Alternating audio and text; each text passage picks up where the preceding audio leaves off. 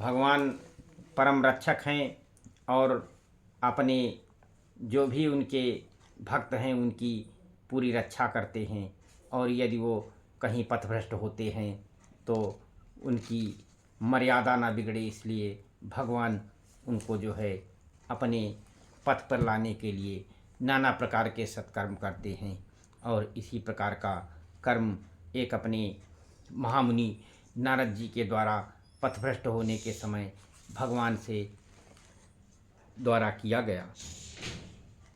तो एक बार की बात है कि नारद जी जब विचरण कर रहे थे भगवान के लोक से, तो प्रभु की माया से वहाँ पर एक 100 कोस का एक नगर बस गया। अचानक वहाँ पर भांति भांति की रचनाएं हो गई और लक्ष्मी निवास भगवान विष्णु के वैकुंठ से भी अधिक वो लोक हो गया। भगवान ने देखा कि हमारा भक्त पथभ्रष्ट न हो, इसलिए उन्होंने उसकी रचना कर दी। और उसी नगर से उनके भक्त नारद जी गुजर रहे थे, तो उसकी कथा बालकांड से सुनाता हूँ। बसहि नगर सुंदर नर नारी, जन बस मनसी रति तन धारी। तहि पुर बसै थिल नित गाजा, गिनित है गए सेन समाजा। ससुरे सम विभव विलासा, रूप तेज बल नीत निवासा। विश्व मोहिनी तास कुमारी, श्री विमोह जिस रूप निहारी। सोई हरि माया सब गुण खानी, शोभता सुकी जाई बखानी। करई स्वयंवर सोनप बाला, आए तहाँ गणित महिपाला। तो उसी नगर में ऐसे सुंदर नर नारी बसते थे जहाँ पर मानो बहुत से कामदेव और उनकी स्त्री रति से भी मनुष्य शरीर धारण करके रहते हों, ऐसे वो लोग लगते थे। उस नगर में शीलनिधि नाम का एक राजा था, और जिसके यहाँ असंख्य घोड़े हाथी और सेना के समूह टुकड़ियाँ थी। उसका वैभव और विलास 100 इंद्र के समान था। वह रूप और तेज बल और नीति का भंडार था।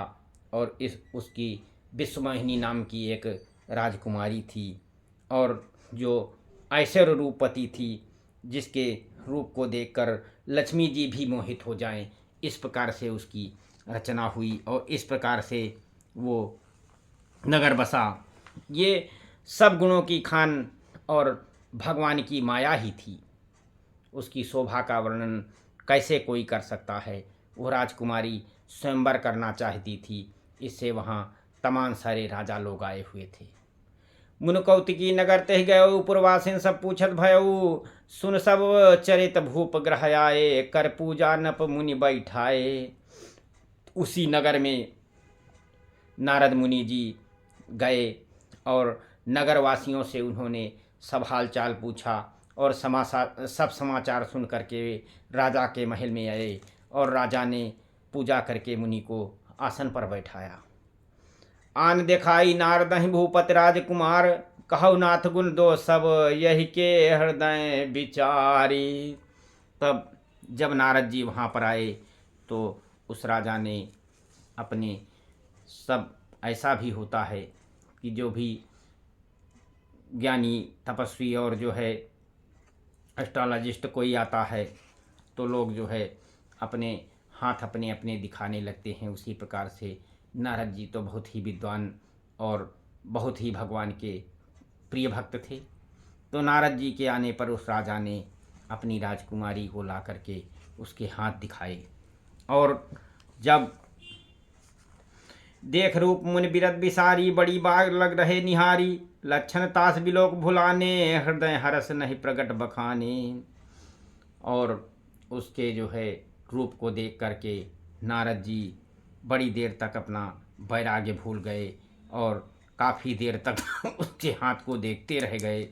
और उसके लक्षण देखकर मुनि अपने आप को भूल गए कि मैं मुनि हूँ, और उनके हृदय में हर्ष, अपार प्रसन्नता हुई और यह प्रकट में उन्होंने लक्षणों में नहीं कही, और पर उन्होंने मन में विचार कर लिया और कहा कि जो यही बरय अमर सोय होई, समर भूप तेह जीत न कोई, से वही सकल चराचर ताही, बरय सील निधि कन्या जाही।